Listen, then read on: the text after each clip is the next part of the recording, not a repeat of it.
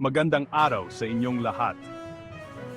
Heto na naman tayo para sa mga mainit na tsismis sa showbiz. At ngayon, pag-uusapan natin ang naging landian ni Willie Revillame at Gretchen Ho.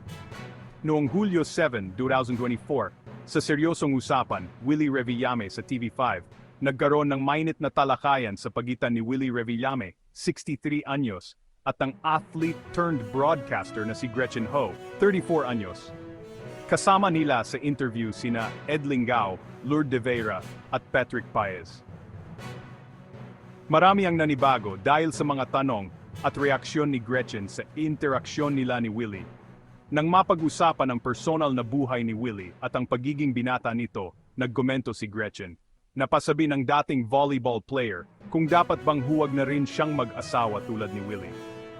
At sinundan pa niya ito ng biglaang tanong kay Willie, dapat ba akong umiwas sa mga tulad ninyo? Seryosong sumagot si Willie, bakit ka naman iiwas sa taong may magandang puso?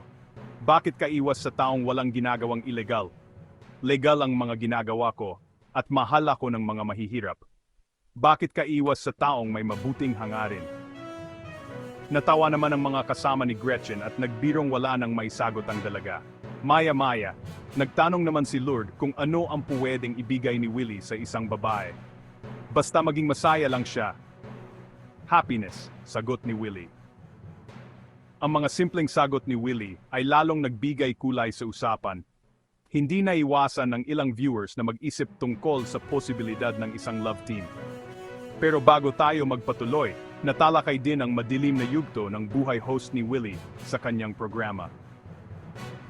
Ito ay ang stampede na nangyari sa unang anibersaryo ng Wawawi noong Pebrero 4, 2006. Dumagsa ang tinatayang 30,000 katao sa PhilSports Arena o Ultra sa Pasig City para sana saksihan ang first anniversary special ng Wawawi. Pero ang dapat sana'y masayang okasyon ay nauwi sa isang malagim na trahedya nang magkaroon ng stampede sa pagpasok ng mga tao sa loob ng venue. Dahil sa pangyayari, mahigit 70 katao ang namatay at humigit kumulang 400 iba ang nasaktan. At para naman kay Gretchen Ho, ay hinahangaan siya ng kanyang mga taga-suporta dahil sa kanyang tapang at talino sa pagharap sa mga matitinding klase ng pag-interview, lalo na sa mga kilalang personalidad tulad ni Willie Revillame. Kaya naman, marami ang nag-abang sa kanyang pagbabalik sa telebisyon. At para naman kay Gretchen Ho, hinahangaan siya ng kanyang mga taga-suporta dahil sa kanyang tapang at talino sa pagharap sa mga matitinding tanong, lalo na sa mga kilalang personalidad tulad ni Willie Revillame. Kayo, ano sa tingin nyo?